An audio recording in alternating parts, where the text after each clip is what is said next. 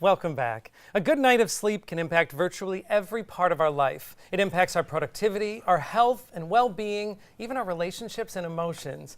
But unfortunately, getting that good night of sleep is not that easy. Dr. Jenna Peterson from East West College of Natural Medicine is here to talk about relief from insomnia. Well, we sure need you. Yes, thanks. So I know we all have those nights where we either can't fall asleep or we cannot stay asleep. And for some people, I know it can be chronic. What causes that? Children. That's actually a really good answer. That's a really good answer. But that falls into a different category. So insomnia is a pattern. And so what happens is stress happens, children, right? Stress happens, and then the body, it creates an imbalance, and the body creates a coping mechanism. And then that new coping pattern becomes that erroneous sleep pattern or that poor sleep pattern. All right, so I know like for some of us we can maybe have a bad night here or there, but how do we know when it actually is becoming a real problem? Well, one thing is fatigue. You know, if you wake up fatigued all the time, if you feel like you need coffee or energy drinks to kind of keep yourself going all day long. Also, too, we might remember waking up, or we might be up. You know, it might be trouble falling asleep. We might be very aware of our time. So I mean, really, when it impacts our lives, what does this mean for our health when we don't solve that problem? Oh, yeah. So you might think that poor sleep is just something you kind of shrug off. It's due to age or hormones or whatever. But poor sleep can actually really affect our gut health and our overall health.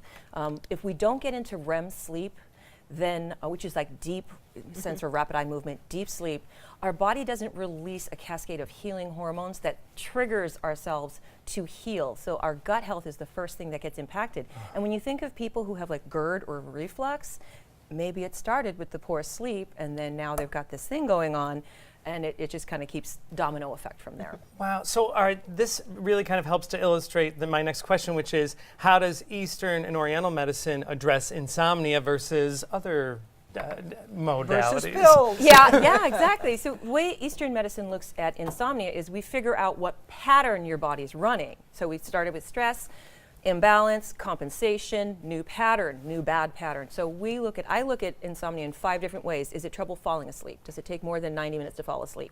Is it trouble staying asleep? Are you waking on a particular pattern? Are you waking at the same-ish time-ish every night? Or are you waking up too early and you can't get back to sleep? So those are 5 patterns I look at when you come in, and I do that by asking questions and asking more questions. And then I might do some visual diagnosis and some palpation on your wrists, and asking me even more questions to figure out which is your pattern, and how do we break that pattern and reestablish a healthy sleep pattern. That's interesting because it is true. Insomnia, as one word, can be different issues. I know sometimes I can fall asleep, but staying asleep in the middle of the night is my challenge. Yeah. All right, so I'm going to play devil's advocate here. Why not just get a prescription or pick up an over-the-counter sleep aid? Well, you know, those are options if it's a short-term thing. You know, maybe you're just going through a stressful moment. But for the most part, I've heard some really scary things about prescription sleep aids. One thing, too, is I'll be treating you as a patient for the entirety of your life, like your whole life and lifestyle, where that pill is just for in the moment. It's not looking at your 24-hour cycle or your week-long cycle. So you're just taking it to like manage the moment, which is that sleep. Another thing that's really scary is what we call parasomnias. So we know about sleepwalking, but there are people who are taking prescription medication, they're sleep eating, they're sleep driving, they're buying things online, they're making phone calls. So they're really not sleeping. They're kind of blacked out. Yeah, that doesn't sound like a better option. No, that's not restful. That's just forgetful. Yeah. So kind of quickly, as we're looking at options that are presented through Oriental and Eastern medicine, one of them you've actually given to each one of us. I don't know if you can tell. Tell us about the ear seeds. Okay, so they're called ear seeds. And they started with actual seeds. And there were these really big ones. I call these the Birkenstocks. These are the classic ones. They're not as pretty, right? It's a conversation starter, maybe not the conversation you want to have. And in some of them, like you can't even see mine, but they're there. Yeah. So these seeds, they go on reflex points on the ear, and they stimulate that acupressure point to tell your body to relax, chill out. I call it the bliss buzz bling.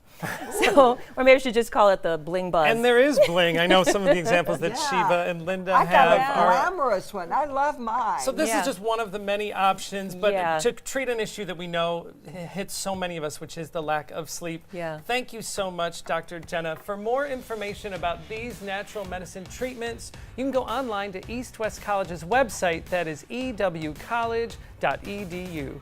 Coming up next, Linda's got this weekend's biggest events. Get your calendars out.